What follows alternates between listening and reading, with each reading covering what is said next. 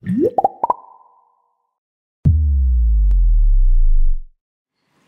sahabat Museum BI.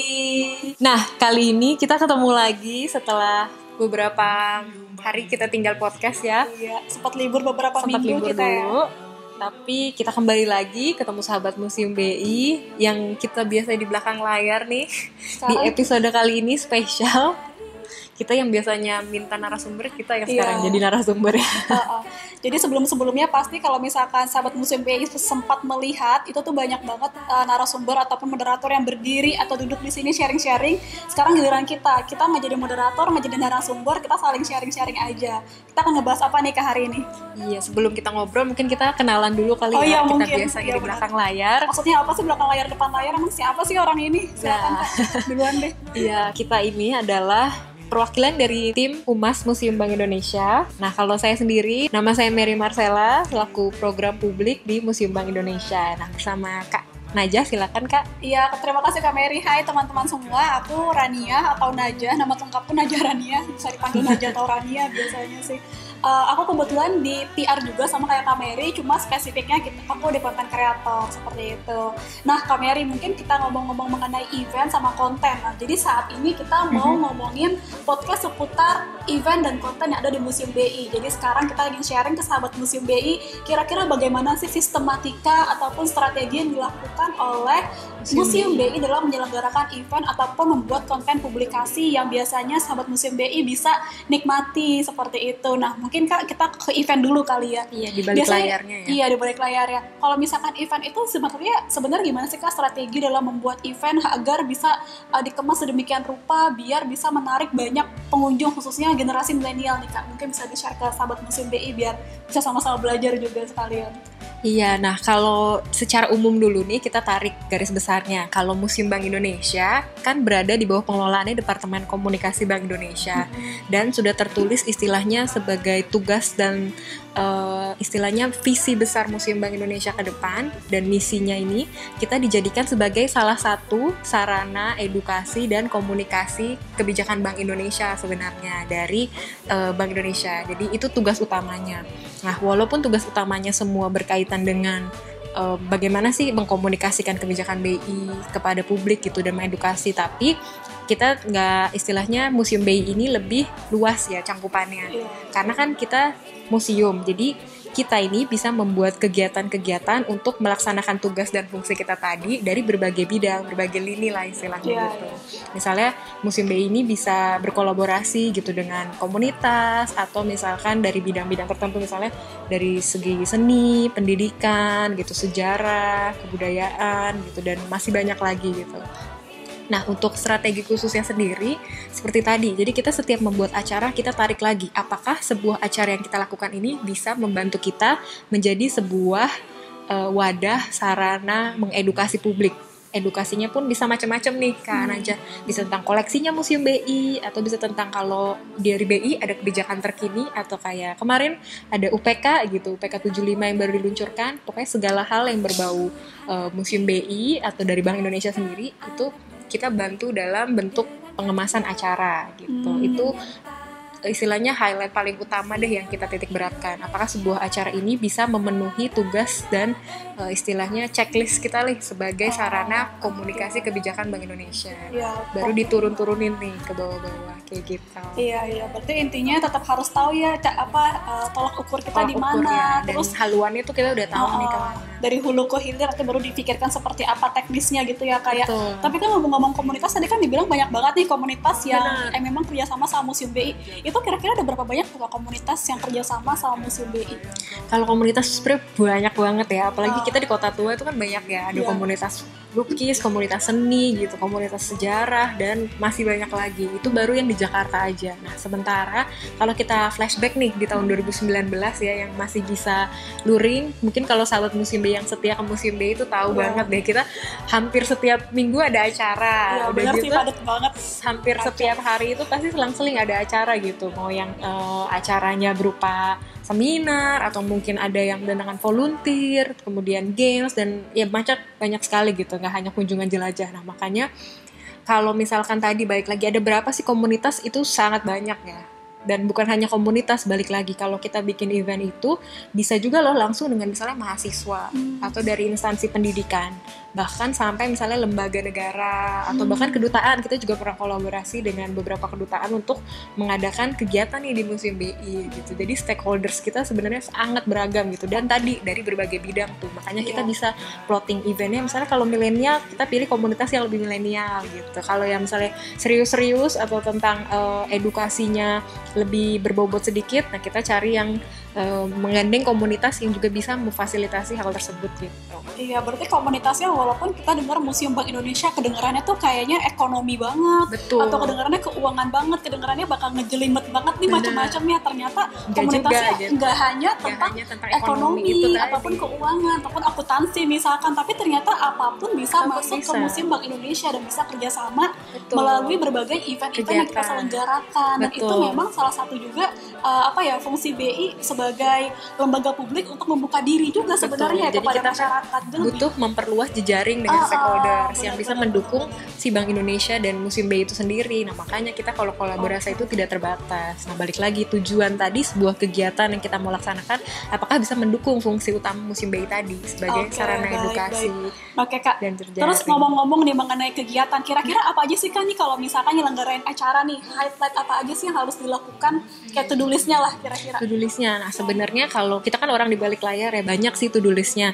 Pasti satu, harus ada koordinasi nih, misalnya dengan meeting baik dari kita di internal atau misalnya dengan penyelenggara acara tentunya ya, kayak gitu. Dan pastinya yang harus disiapkan tuh biasanya ada terkait publikasi, itu yang terpenting ya, supaya acaranya juga diketahui nih orang nih, acaranya apa sih kayak gitu. Dan biasanya yang krusial juga adalah kita butuh dokumentasinya, karena ketika sebelum acara berlangsung kita promosi, ketika acara berlangsung kita ambil dokumentasi supaya nanti setelah acara berlangsung kita istilahnya bisa laporan nih ke sahabat Museum BI gitu di medsos yang bisa kalian lihat setiap harinya gitu. Kalau misalnya kita ada acara pasti kita akan bilang kayak gitu sih kira-kira Kak. Jadi memang highlight itu sendiri biasanya di balik layar lebih ke teknis ya Kak. Iya. Tergantung acaranya kayak gimana, koordinasi lapangan gitu. Tapi yang tidak boleh ketinggalan itu tadi publikasi. Karena kan senjata utamanya Museum BI ini kita tahu adalah medsos ya. Iya, benar banget. Medsos itu menjadi jangan lupa ya.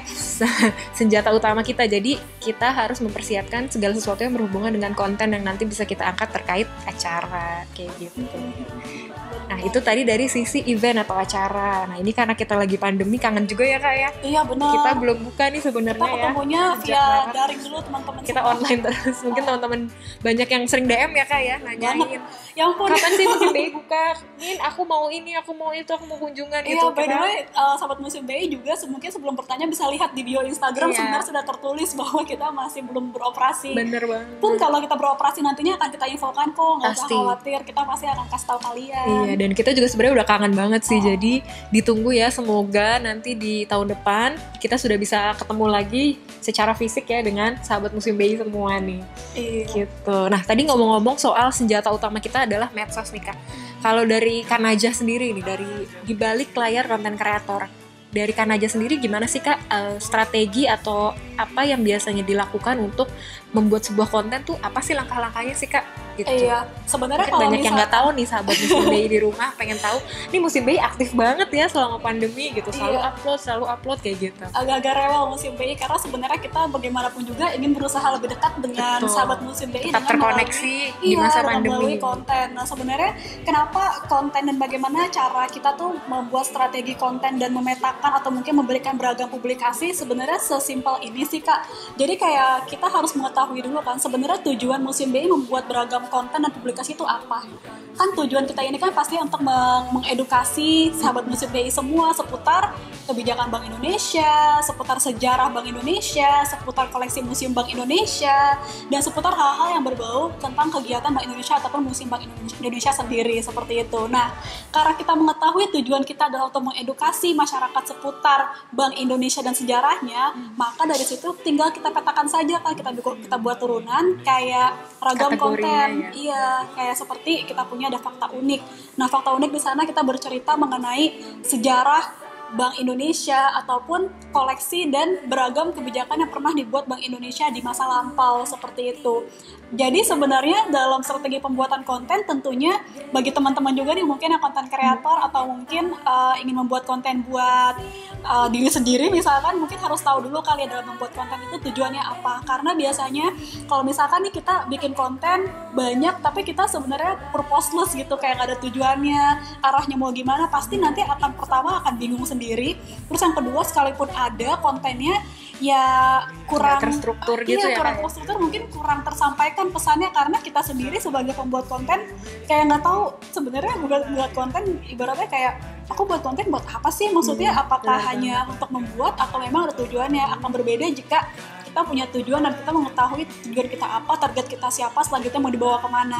Nah mungkin itu sih yang mungkin strategi utama yang strategi common juga atau umum kalian bisa dilakukan. Terus selanjutnya itu pasti strateginya adalah kita membuat konten rencana timeline. Jadi biasanya kita tuh buat kayak mingguan kan. Jadi mingguan itu dalam 1 minggu ke depan kita membuat konten apa nih.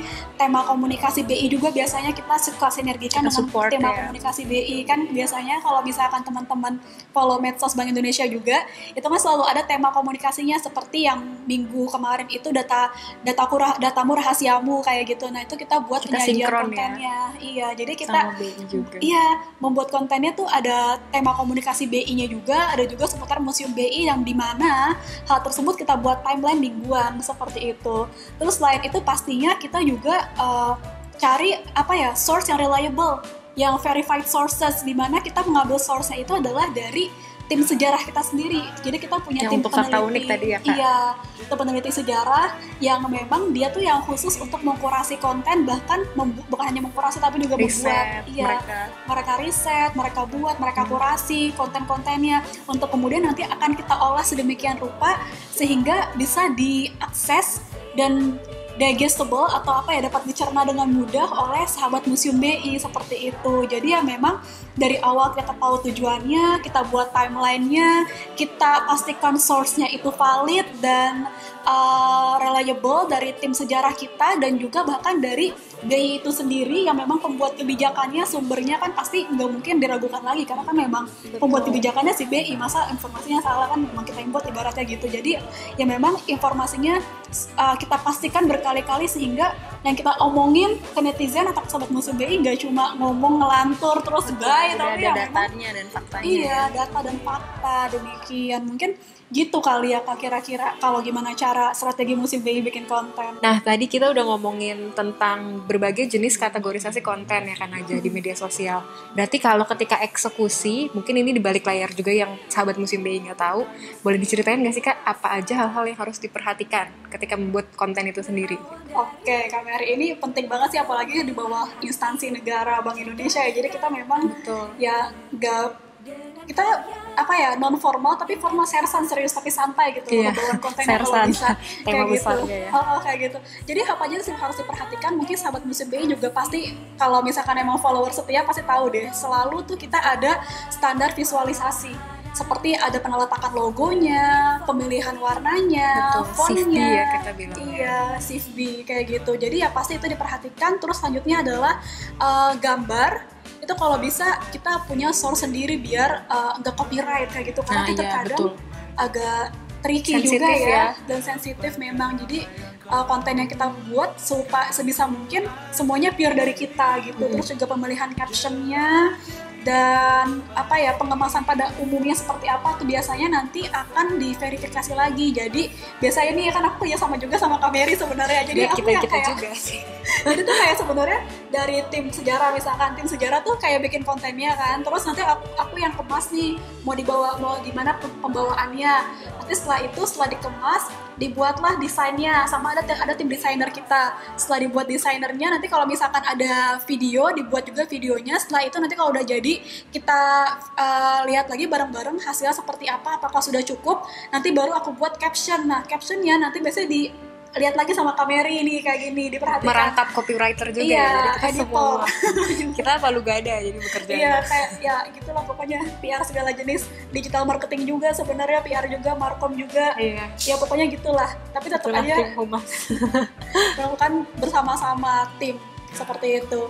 Nah, Setelah itu baru deh kita publikasi dan kita pakein hashtag dengan hashtag yang terkait. Pasti selalu ada Sahabat Museum BI, Museum Kebanggaan Milenial, Museum di Hatiku. Sisanya hashtagnya itu menyesuaikan. Seperti fakta unik ya fakta unik MBI, dan sebagainya. Ataupun webinar ya webinar kayak gitu. Dan biasanya juga kita mungkin nge-tag akun-akun stakeholder. Misalkan kemarin kita kerjasama podcast sama Museum BPK RI, misalkan kita nge-tag Museum BPK dengan Museum Sumpah Pemuda, kita nge-tag Museum Sumpah Pemuda. Betul. Atau Museum Gedung Sate dengan kita nge-tag Museum Gedung Sate. Sekarang maksudnya zaman kolaborasi kali ya Kak. Jadi ya udah kita saling bersinergi. Saling bersinergi dan saling membantu satu sama lain untuk tercapainya edukasi kepada masyarakat sahabat Museum BI semua dimanapun kalian berada. Iya, nah itulah kira-kira gambaran di balik layar kerjaan tim humas tuh apa aja sih gitu. Mungkin banyak yang nggak tahu gitu, yang selalu aktif menyapa secara online dari gadget masing-masing semuanya sahabat Museum BI. Kira-kira seperti itu ya Kak? Iya.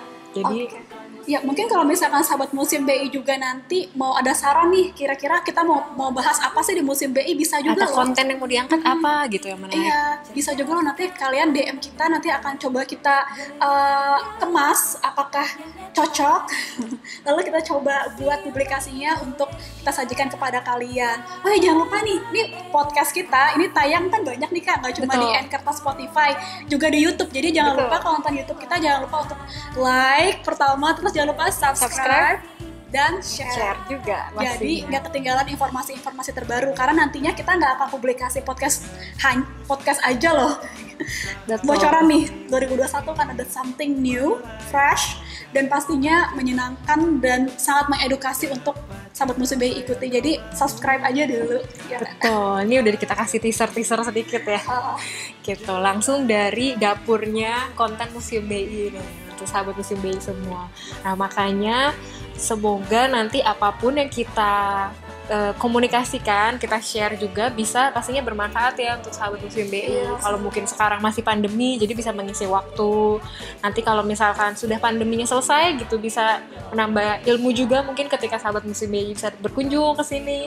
Dan kita bisa ketemu secara fisik dan event lagi ya Kak pastinya. Itu yang ditunggu-tunggu ya. Semoga karena memang sih pertemuan daring itu kita bisa bertemu tatap muka secara virtual, tapi tidak bisa menggantikan. Sih, betul. Ya. Jadi kita nggak bisa ngerasain feelingnya gitu ya Kak.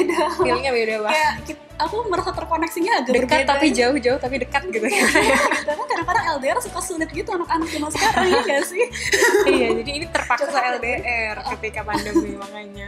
Iya. Oh iya, jadi kan kalau misalkan di tim PR ini kan kita nggak cuma ngomongin konten atau event ya. Jadi sebenarnya dalam pembuatan publikasi ada juga tuh yang ngedesain, yang bikin desain grafis ataupun yang bikin video seperti apa. Nah, mungkin sahabat Museum BI bisa stay tune juga, karena di podcast episode berikutnya setelah ini kita akan sharing trik, strategi bagaimana cara melakukan desain publikasi ataupun membuat video publikasi yang eye-catching, yang milenial banget, dan pastinya tetap mendidik dan dalam track yang sudah ditentukan oleh instansi atau lembaga. Nanti akan kita share juga oleh tim kita juga. Tapi kita akan menghadirkan tim lain yang di balik layar. Ini sebenarnya saat ini juga ketika kita rekaman mendukung kita di studio podcast. Nanti akan kita hadirkan duduk di sini gantian ya. Biasanya mereka membantu kita jadi narasumber juga ya kan. Biar semuanya kebagian gitu ya. Bisa dikenal. Jadi kalau nanti sahabat Museum BI datang ke Museum BI ketemu kakak yang itu kan kakak yang bikin konten kan gitu. Jadi udah tahu orangnya. Itu kakak yang suka ngebalesin komen. Kakak Mimin. Iya. Kalau sekarang kita cewek-cewek ya, mungkin nanti cowok-cowok sih. Betul, karena tim kita sebenarnya mix gitu. Nanti kita akan hadirkan semuanya untuk ngobrol-ngobrol juga pastinya dengan sahabat Museum BI. Iya, cowok-cewek biar gender equality kali ya. Jadi ya kayak ada cowoknya, ada ceweknya. Jadi semua gender punya dapat kesempatan yang sama untuk berbicara dan berkontribusi pada pembuatan konten. Bagus juga Museum BI ini, hebat sekali. Oke, sahabat Museum BI semua. Nah, itu dia yang bisa kita share ya kan aja dari tim Humas untuk sahabat Museum BI semua. Semoga apa yang kita sudah bagikan bisa berguna juga nih pembelajaran untuk teman-teman dan sahabat Museum BI di rumah. Mungkin yang ada tugas atau project gitu di sekolah, di kampus dalam bagaimana mengemas konten atau mengemas sebuah kegiatan. gitu. Jadi bisa diimplementasikan sesuai dengan kondisi dan kebutuhan masing-masing. Iya. Oke Kak Mary, biasanya kan kalau di Instagram Museum BI atau di Instastory-nya khususnya di trivia, kalau Sobat Museum BI tahu, kita suka pakai pantun nih. Gimana kalau kita nutup podcast kali ini pakai pantun juga? Boleh tuh, cakep. Oke, nih pantunnya adalah ke pasar beli kemiri. Cakep. Buat masak bareng si Inya. Cakep. Lanjutin Kak. Kita tim Humas pamit undur diri. Sampai jumpa di episode podcast selanjutnya.